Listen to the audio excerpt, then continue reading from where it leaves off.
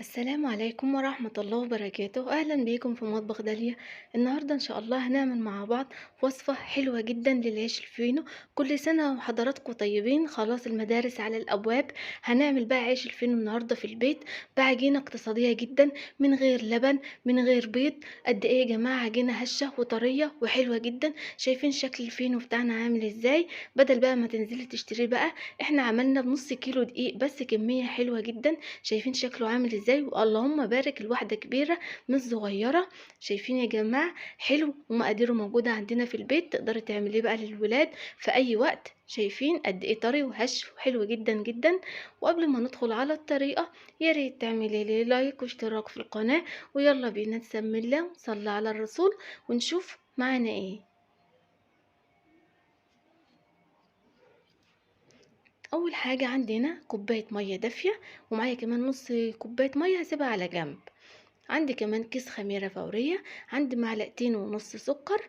هقلب بقى السكر مع المية مع الخميرة، علشان طبعا ادوب السكر بتاعنا والخميرة كمان تشتغل. معايا هنا حوالي 5 معالق من الزيت.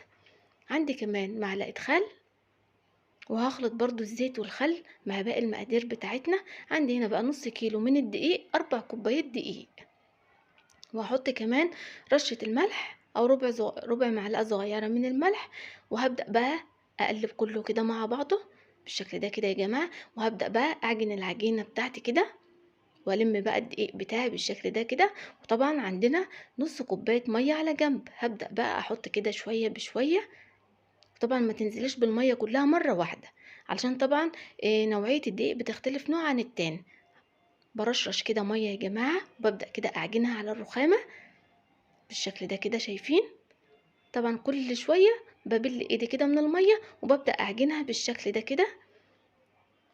طبعا كل ما بتعجني كل ما بتحسي ان هي محتاجة مية او لا. شايفين شكل العجينة بتاعتنا؟ اخر حاجة بس بحط لها معلقة واحدة من الزبدة. قد ايه بقى بتخلي العجينة طرية وناعمة جدا معلقة الزبدة اللي حطيناها في الاخر. وطبعا لو ما عندكيش الزبدة مفيش اي مشكلة، حطي معلقة من السمنة. هبدأ بقى اعجنها برضو كويس يا جماعة بالشكل ده كده، لحد بقى ما تكون عندي عجينة طرية وناعمة ومش بتلزق في الايد. شايفين؟ بعد كده هجيب الطبق بتاعي كده مدهون دهنة زيت، وحطيت في العجينة بتاعتي وهغطيها وهسيبها بقى تخمر في مكان دافي. يعني طبعا بقى على حسب الجو عندك، يعني من نص ساعة لساعة على حسب ما العجينة تخمر. وكده شكل العجينة بتاعتنا بعد ما اختمرت، بخرج كده منها الهواء يا جماعة. وبعد كده بدهن بس الرخامة بتاعتي دهنة زيت بسيطة، وبنزل بقى بالعجينة بتاعتي بالشكل ده كده. وبعد كده بقسمها نصين، وباخد بقى كل قطعة واعملها كده على شكل رول. ومعايا هنا بقى الصينية اللي هرص عليها يا جماعة العيش بتاعنا او العجينة بتاعتنا. دهنتها دهنة زيت، وبعد كده بقطع بقى العجين بتاعي لكور متساوية يكونوا قد بعض. طبعا لو لقيتي بقى واحدة كبيرة واحدة صغيرة انت بتظبطيها. باخد كده كل قطعة من العجينة وبعملها على شكل كورة بالشكل ده كده، لحد طبعا ما بخلص بقى الكمية بتاعتي بنفس الطريقة. اللهم بارك، عمل لي حوالي 14 رغيف بالشكل ده كده يا جماعة. هسيبهم بس يرتاحوا 10 دقايق، وبعد كده هاخد اول قطعة اشتغلنا بيها، وبعدين بفردها بقى على مسحة زيت بسيطة خالص بالشكل ده كده. شايفين؟ من غير نشابة بقى، من غير اي حاجة. وببدأ اعملها رول بقى، كل ما بتني كل ما بطبق عليها كويس بايديا كده اهو يا جماعة. شايفين؟ وكده بيكون شكلها بقفل بقى، وبعملها رول كده على الرخامة. شايفين بيكون رفيع ازاي؟ وبعد كده بقى بيتضاعف حجمه معانا. وبرصه بقى في الصينية، والصينية بتاعتي مش مدهونة اي مادة دهنية ولا اي حاجة. برضو مسحت الرخامة بتاعتي مسحة بسيطة من الزيت، وخدت قطعة من العجينة وفردتها كده بايديا. وبعد كده بعملها على شكل رول يا جماعة، وبقفل كويس. وبتني بقى الجوانب بتاعتي، بقفل عليها كويس وبتني كده الطرف الاخر كده. وبعد كده بحطه بقى في الصينية بتاعتي، وبسيب مسافة بين كل رغيف والتاني. شايفين؟ مفيش اسهل ولا ابسط من كده طريقة يا جماعة. شايفين؟ عملنا بقى بكل حب كده ونظافة. وقد ايه طبعا بيبقى غالي جدا بقى في الافران.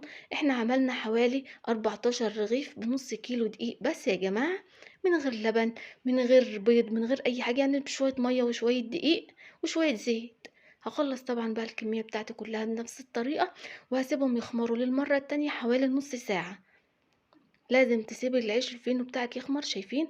اللهم بارك. بعد ما خمر معايا وعدى عليه نص ساعة بالشكل ده كده، جبت ربع كوباية مية عليها معلقة من السكر وقلبتهم كويس، وهدهن بقى وش الأرغفة بتاعتي بالشكل ده.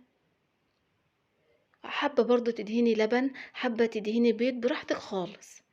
بس المية والسكر كده ادوله لون حلو جدا. وبعد كده بدخله الفرن على درجة حرارة 200. لازم بيكون الفرن سخن، وبشغله من فوق ومن تحت. وكده شكله يا جماعة اول ما بيطلع من الفرن بغطيه بفوطة علشان يبقى معانا طري. شايفين قد ايه بقى طري وحلو جدا؟ شايفين عملنا كمية حلوة جدا يا جماعة؟ وقد ايه بقى الرغيف بتاعنا طويل، مش صغير ولا اي حاجة. يعني احنا عدنا بنجيب الرغيف الفينو من الفرن بيكون نص ده. شايفين بقى شكله؟ اللهم بارك. حاجة كده تفتح النفس، حاجة نظيفة وحاجة حلوة. شايفين شكله عامل ازاي؟ تقدري بقى تعمليه للولاد بقى علشان المدارس. وطبعا هنعمل حاجات حلوة جدا للمدرسة الفترة اللي جاية، فخليكم بقى معايا وهتشوفوا الفيديوهات ان شاء الله. وطبعا لو عجبك الطريقة بتاعتي ياريت تعملي لي لايك واشتراك في القناة.